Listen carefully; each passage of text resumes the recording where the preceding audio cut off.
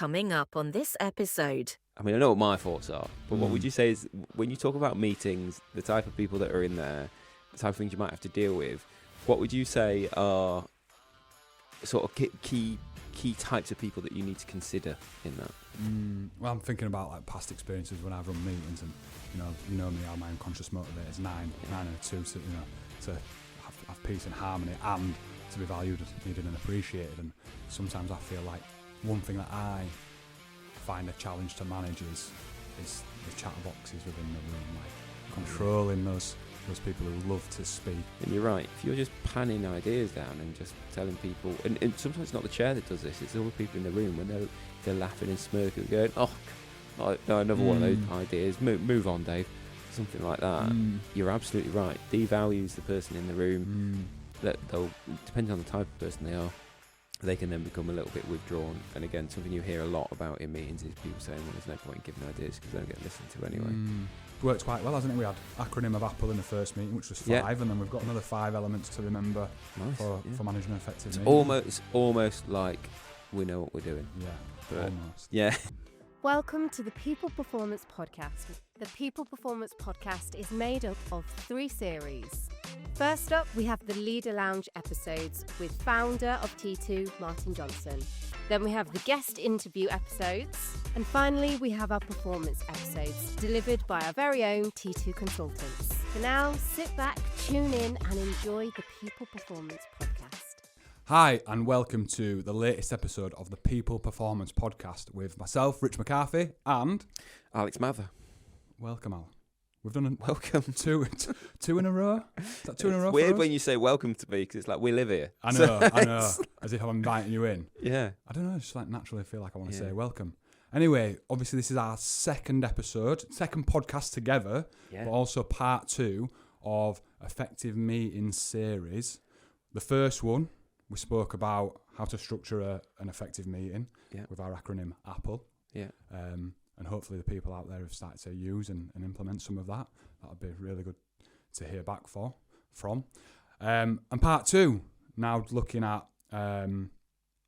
managing the effective meeting while you're in there. But tell us a little bit more, Al. Yeah, well, I think you're right. It is. It's cool that we're doing a part 2 as well. You know, the first one was so good that we decided to do a little bit more. It's just a big topic, isn't it? Like meetings and making them more effective. Last time when we spoke about Apple, we spoke primarily about the setup and the things you need to consider when setting up a meeting. And what we didn't talk about is when you're actually in there, when you're actually in the room and you're dealing with different types of people, different types of environments, you're trying to generate different types of outcomes. How do you manage that environment once you're in there to make sure you're getting the most effective outcome? So definitely worth a part 2, so we can talk about that. And I think that, hopefully we'll cover some good ground in terms of what we need to look at. So I guess going back over to you, what would you say? I mean, I know what my thoughts are, but what would you say is, when you talk about meetings, the type of people that are in there, the type of things you might have to deal with, what would you say are sort of key types of people that you need to consider in that?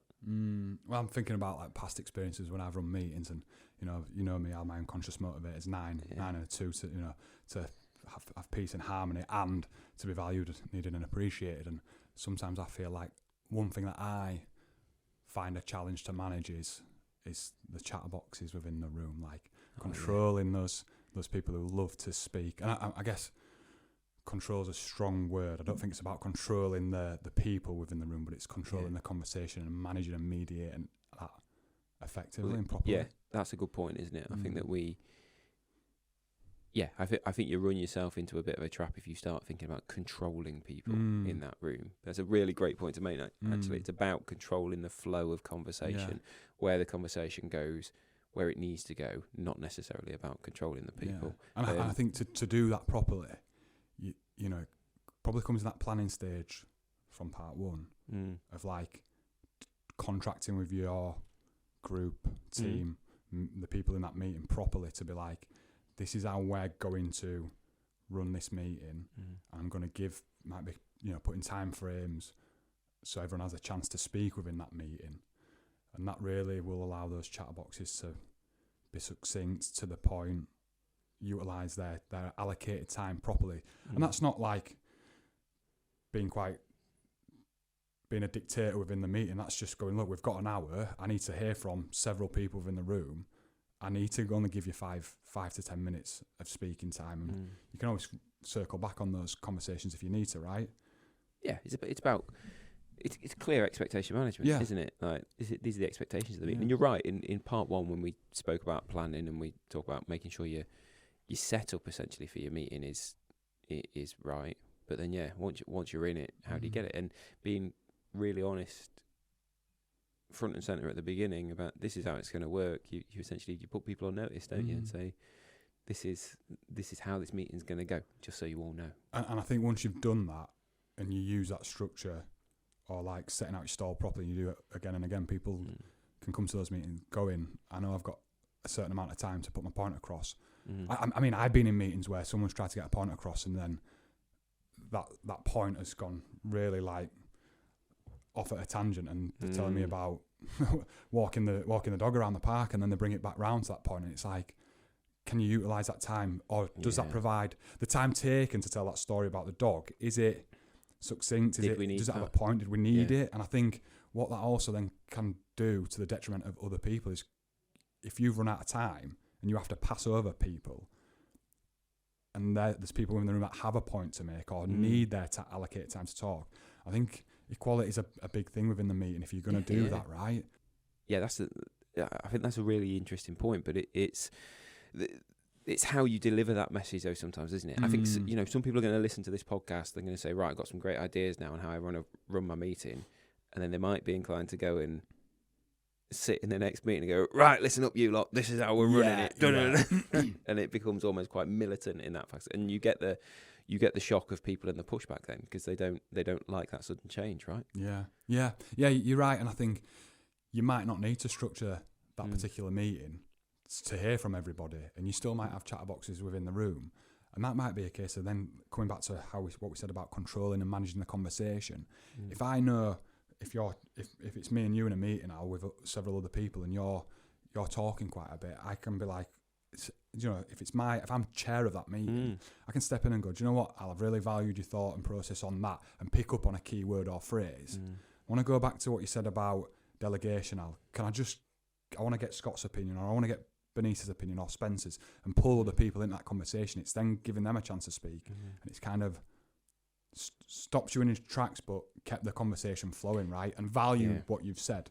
So I think you're right. That's really important to do. So you've got that subtle direct pull there, so it's not quite so knee-jerky, if you like, or cutthroat in terms of how you change your attitudes and approaches to that meeting. Yeah, definitely. But again, you make a good point there, because while this person's chatting on, or these people are chatting on, you always get those people, don't you, that sort of maybe sit back a little bit, don't contribute quite as much to the meeting. They maybe feel a little bit uncomfortable saying stuff. Those real silent types that are in there. So there's work there to be done, isn't there, on bringing them out a little bit to make sure that they're contributing as well. 100%. And sometimes you might have to, bring them in through challenge, or, I think that's why, coming back to what we said about time frames, that works so well with people who like to speak a lot.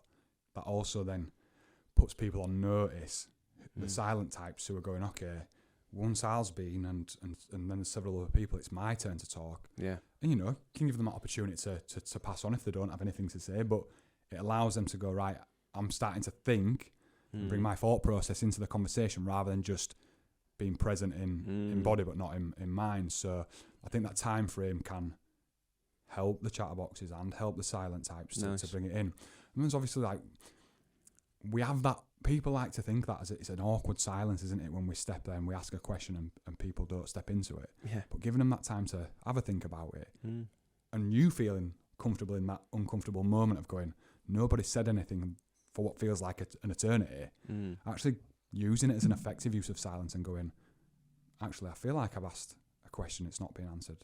I'm going to sit a little bit longer. And someone's going to step in, and then if they don't step in, then then you can bring those silent types into it and go, I can see there's some thoughts on your on your face, like what you're thinking at the moment in time, and you need to bring that enthusiasm to that part, right?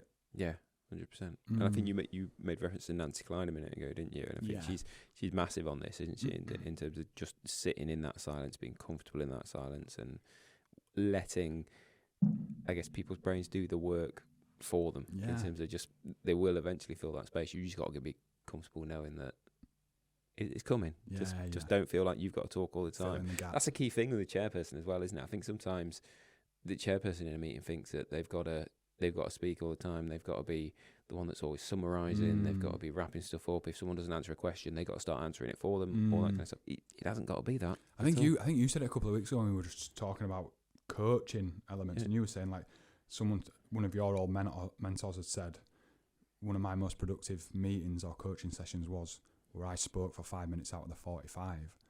And I know we're going off at a tangent into coaching here, but there's a saying in Nancy Klein's book is, which I love, and it's just stuck with me, is the brain that brings you the problem is usually the brain that can find the solution. You've just got to let them sit in that moment and give them that time to figure it out from your question. It's the ball of string, isn't it? Straightening out the ball of string. Yeah. Okay. So if we're talking about like multiple people within a meeting, you know, and you might have the chatterboxes and you might have the silent types, and we've just had it upstairs when we're talking about like the conflict continuum. Like, what happens when you have that? Like, well, another element is like, how do you manage clash of ideas within that effective meeting? I think that's a good thing to lean into, really, because for some people there's this weird perception that if you're going to go into a meeting and people are going to have arguments at meetings, and it's a bad thing. Yeah. But it's not necessarily. It depends on the nature of the argument, doesn't it? Yeah. Don't get me wrong. You know, if people are shouting at each other and flipping chairs and throwing stuff either, you know, physically or verbally across the table at each other, then that's, you know, the meeting's probably gone a little bit awry at that point. But I don't think you should ever discourage disagreement in a meeting. I think there's a lot to be said about that healthy conflict and that generation of great new ideas.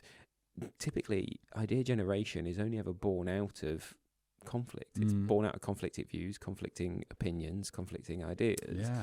So I think that you've got to have some of that conflict, haven't you? 100%. And if, like, obviously the podcast's not about the conflict continuum from Lencioni's, but we do have pathways on the T2 Hub about it if people are like interested in reading a bit more into that conflict bit. But I think, like, I remember saying to you, we had I did some delivery the other week, and someone was talking about, you know, I've always looked at these people who like have clash of ideas, or like you know, people who kind of shut people down or are thinking about problems ahead. Yeah.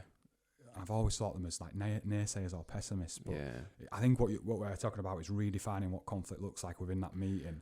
100%. You know, whether it's, let's call it a healthy challenge, let's call it optimism, let's call it, you know, problem solving. Yeah. Like, you have to redefine what it looks like, because people might then sit back into, the conflict's about me and you. Yeah. And it's not about the problem that we're tackling together as a team. No.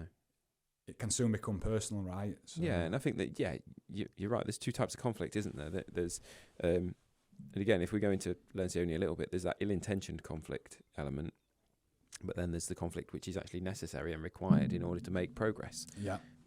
Nobody got nowhere without conflict. And it comes back to that very beginning of what we mentioned about contracting. Like, what does healthy challenge or what does conflict look like for us in the room? Yeah. What's going to stop us from dealing with that together? Yeah. And you can do that for your contracting and figure out, okay, when we do feel uncomfortable in that conflict, let's lean into it a little bit and be open and label it what it is, but remaining on the shared outcomes, right? Yeah, and I think you're right. And there's a part of this where you come back to maybe redefining what your meeting's about and what they're for, and what people can expect right at the beginning with your team. If you're with your team, or with a team that you have meetings with a lot and they're used to it being a bit of a free for all, or maybe the opposite of that, nobody speaks, they just listen. There's a lot of value in redefining those parameters and saying, look, this is actually how meetings are now going to work. Recognise that maybe they've not been as effective as they possibly could have been in the past. So now we're going to do this, this and this. And one thing I'm absolutely going to do is I'm going to encourage you to disagree with each other. That's absolutely fine. How we disagree with each other, though, is important.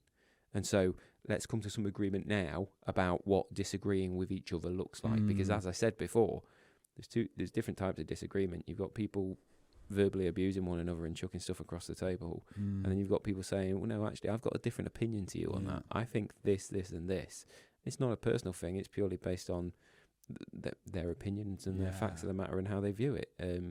That for me is like gold dust in a meeting, because, in fact, you've got a great story about 3 bears. Because this actually goes into suggestions, doesn't it? I mean, I was thinking about when you were saying that about the conflict on one side, but can go the other way. And I was thinking about like another story that I've just remembered. You know, if you go the other way, where people are just like, Al's brought an argument or an idea to the forefront, and everyone in the room's going, yeah, that's a great idea, and just like, because they're not used to that challenge or going, let's have a healthy disagreement. Like, it can create groupthink bias within the room, right? Where, you know, I think there's all an old research around groupthink bias where they had maybe a dozen to 20 people in a room, all mathematicians, and they were getting asked certain mathematical questions, and out of the 10, 12 people in the room, 2 of them weren't actors. The rest of them were actors. And they were all the actors were given the wrong answer. And then because of the groupthink bias, the 2 people that were like, everyone's given the wrong answers, they started to then give the wrong answers to be part of that group. And I think it's really important in a sense of like, sometimes, and I've done this in the past with my old teams, is when I've put an idea for a project or a design project forward and everyone's gone, yeah, great idea, go for it, let's do it. I'll go, that felt too easy. Suspicious. Like I want, and I'll then challenge them to challenge me and go, even if you think it's a good idea authentically and genuinely, we're going to go away now for an hour or 2 hours or a day. I want you to come back and think about what those challenges would look like if you disagreed with the project to make it better. And I think that's a really good thing to do when you're in a meeting and you're getting a load of, a great idea. Drive the conflict a little bit. Drive the conflict. It's so important. But coming back to like this next element of an effective meeting, when we're looking at like squashing ideas, you know, people can do that sometimes, especially around conflict, and it might be a personal attack. I've sat in numerous amounts of meetings where people don't say anything because they know as soon as they're going to say something, it's just going to get shut down. So, and it doesn't matter how positive, how progressive, how challenging that statement was going to be, how rewarding it was going to be, they just don't bother saying it. And that's the biggest tragedy of meetings sometimes. Effectively, you're wasting your time. I know some people go into meetings and they think, well, you know, we just got to get this meeting done and then we're out. But come on, man. People have got to be allowed to speak, right? And I think you have to create that psychological safe environment, and that has to come from the chair or whoever's driving that meeting. I once heard, and like you said, the story of Let the Bears Do It, and I've loved it, and I've never forgotten it. And it's there was a telecommunications company in North America, and they had like thousands of lines of communications lines running across different areas of North America, in Canada. And in this board meeting, the problem that the person had brought that was driving the meeting was, in the winter, these lines keep freezing. Right. Okay, so it's a creative meeting to get some ideas to think about how they can fix and create a solution for these lines freezing over in the winter, because it's costing them hundreds of thousands of pounds to replace lines, etc. So there's 20 people in the board meeting, and they're going around the room, and they get to this one young lady, and she goes, well, no, it's a daft idea. It's daft. Just pass. I'll pass on this. And the CEO goes, no, I want to hear the idea. She goes, let the bears do it. There's a few laughs and smirks and. What's she on about? Yeah, like what's she on about? Like people move on. And again, this all these biases that from these people within the room links back to some like generational leadership stuff that we've been talking about over the past few weeks. And the person who's driving the meeting goes, no, tell us. I want to hear a little bit more about it. Well, we could just let the bears shake the telegraph poles, and that'll knock all the ice off the lines. Again, there's a few more smirks and laughs around the room. And say, well, how do we get them to do that? Well, bears like scratching the backs, don't they? Why don't we put scratch pads on all the telegraph poles? They'll go up, they'll scratch the backs, shake all the ice off the lines. Yeah. Well, CEO's very curious and inquisitive and going, well, how do we get the bears to get on the scratch pads? Well, we could drop food by helicopter along these thousands of miles of lines, and they'll go and eat the food, and then they'll give the back a scratch and it'll knock off. I'll tell you what we'll do. We've got a little bit of money in the budget. Let's trial it. People in the room are like, what? Crazy. Judgmental. Yeah. And they get these helicopters and they trial it for a few weeks, and the lines are flying low along the telegraph lines and dropping off the food. The helicopters. Yeah. And what they find is They don't even need to drop off the food for the bears to come and scratch the pads, because the vibrations from the helicopter rotary blades are shaking all the ice off the lines. So they've just employed this new solution, this new idea, all from exploring what seemed like a really, really daft Crazy idea. idea. So it's really interesting how many people listening out there would go, I would have just fobbed that idea off. And who's out there going, actually, I explore those types of ideas because some of the best solutions come from those crazy ideas at the start. But if you'd have squashed that idea at the beginning, the company would continue to lose thousands of pounds. I think that's it, isn't it? Because without doubt, some people are looking at this and going, oh yeah, but for every, it's all right saying that and it just happened to work out right. But there'll always be people that make suggestions which are not very good suggestions and that don't work. And the problem is you're not going to know unless you listen to it, try it, whatever. Now, if it goes into the plainly ridiculous, then fair enough. But I think that, yeah, not giving enough credit and enough time to some suggestions, sometimes the downfall of a lot of meetings. I always look at it on the basis of acorns, really. Like every time someone brings a suggestion, it's an acorn, isn't it? Like just give it a bit of water, let the rest of the room water it, feed it, and that kind of stuff, and see what grows out of that. And go on. No, go on. I was just going to say, like, thinking of the story and that example, you know, if someone had just stepped up in that meeting and gone, no, I'm sorry, that's a ridiculous idea, and really squashed that from that person, then I guess it's the chair's job or whoever's driving that meeting to go, okay, well, you just squashed an idea there and we've not even explored it. Are you bringing a solution? Yeah. Are you bringing a better idea to the table? Rather than just saying it's a naff idea. Rather than going passing it off, because that devalues that person and they're never going to bring a solution to the table again, of fear of judgment, where, again, it comes back to Nancy Klein's timeframes of equality, and, you know, so glad that CEO decided to give those people that opportunity to speak. But I think when it comes to squashing ideas and you know, if you do bring solutions, it's about everyone recognising that positive intent of why you may be squashing it. Maybe. I don't think you need to squash them at all. I think it's just about acknowledgement, isn't it? You've got to acknowledge that the idea came in the first place, and there's varying degrees, isn't there, as to the success of an idea. But I think if you create this environment where ideas coming is a positive thing, so even if you're not going to roll with it, it's like, okay, right, well, I can't quite get my head around how that's going to work. Can we explore and delve into that a little bit more and explore different routes into it maybe and see where we end up at the end of this meeting within that allocated time and then see what happens. There's loads of meetings I've been in where we've done that, where an initial idea's been brought, and by the end of the meeting, by the end of the allocated time, the idea is very, very different, but that initial idea is what started it. That's the thing that started the conversation, that got us to the place where we needed to be. And you're right, if you're just panning ideas down and just telling people, and sometimes it's not the chair that does this, it's other people in the room, when if they're laughing and smirking, they're going, oh, God, no, another one of those ideas, move on, Dave, something like that. You're absolutely right. Devalues the person in the room, that they'll, depending on the type of person they are, they can then become a little bit withdrawn. And again, something you hear a lot about in meetings is people saying, well, there's no point in giving ideas because they don't get listened to anyway. And that's, again, another huge tragedy of meetings there. So we say those two key points around that squashing ideas within a meeting is positive intent, as much as possible, and then remaining curious. Oh yeah, you know, always lead with curiosity. Yeah, always. And then, I think we've covered quite a lot there, haven't we? On effective. Yeah, I guess the only other thing I'd say is, and you almost touched on it there, is when you talk about positive intent and making sure that not just positive intent throughout the meeting, but when you close the meeting, that's got to be positive, hasn't it? Yeah, so important. And I think, you know, the meeting might not go the way you want it, but recognising what's gone well in that, looking at those silver linings, recognising that actually we haven't got to maybe the shared outcome or the outcome that we've wanted to, but we've got the ball rolling, and maybe having a bit of appreciation within that moment to go, thank you for all your ideas, thanks for those people to putting those thoughts in the pot, and this is what we're going to do moving forward. I think recognition of what's gone right.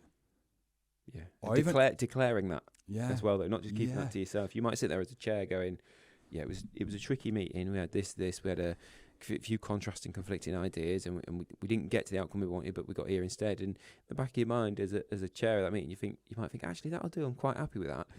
We'll share that then at the end of it, because otherwise you get some people walking off, yes, with the same view, but other people walking off going, oh, that was a waste of time. And I think even if it is not negative, but like it has been hard work, the meeting is recognising that and saying that out loud in a sense of, do you know what? That was a tough meeting. Thanks everyone for sticking in there. Yeah. This has made the next few weeks a lot easier. I don't know. We've just had a conversation upstairs, haven't we, about some creative ideas, and at times it felt quite, brick wall against a brick wall. But we sat there and we recognised actually, off the back of it, we've had some really productive conversation, and we've learnt a lot about the topic we were discussing. Yeah. And I think just putting out there rather than going, right, thanks everyone, and everyone going back to their desks, people are left going, oh, might not feel valued, or might not have seen that. You just said the point in that meeting. I think you have to recognise and close it off properly. I think so. 100%. Okay. So running the meeting, actually, once you're in it and you've got the people in the room, we spoke there about controlling the conversation, not the people. Yeah. Right. So this element of control those people that want all the airtime, that pass the mic to other people. Please make sure that you're doing or you're saying the correct things in the meeting that get people to pass the conversation around. So we're sharing ideas in there. Yeah. And the thread there is from the part one that we've discussed earlier on is if you've got that shared outcome. Yes. At the very beginning, you can refer back to that as your stake in the ground, can't you? Exactly right. So use your contracting to control the conversation. Same can be said for those that operate in silence as well, that maybe don't contribute as much. They're on notice, aren't they? Welcome conflict. So welcome different and opposing ideas, but positive conflict as opposed to, ill-intentioned conflict as well. And then careful on squashing those suggestions as well. Don't necessarily squash your suggestion. And if you're gonna suggest or if you're gonna push back on a suggestion, come with something else as an alternative, just to keep that creative ball rolling in terms of where the thinking is going. Be careful of the pitfalls and dangers of squashing an idea and the detriment that can have to the team. 100%. And then finally, finish on a positive. Make sure that when you finish that meeting, everyone's walking out there knowing what the positives of it were, rather than focusing all their attention on what they would deem to be some negatives, perhaps. Okay. It's worked quite well, hasn't it? We had acronym of Apple in the first meeting, which was 5, and then we've got another 5 elements to remember for managing an effective meeting. It's almost like we know what we're doing. Yeah, but almost. Yeah, we'll get there one day. Yeah. Well, look, Al, I really enjoyed that 2-part series on effective meetings. I hope the listeners out there have enjoyed it too. And thank you for joining us on the latest episode of the People Performance Podcast. See you very soon. Thanks, everyone.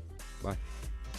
The People Performance Podcast, brought to you by T2.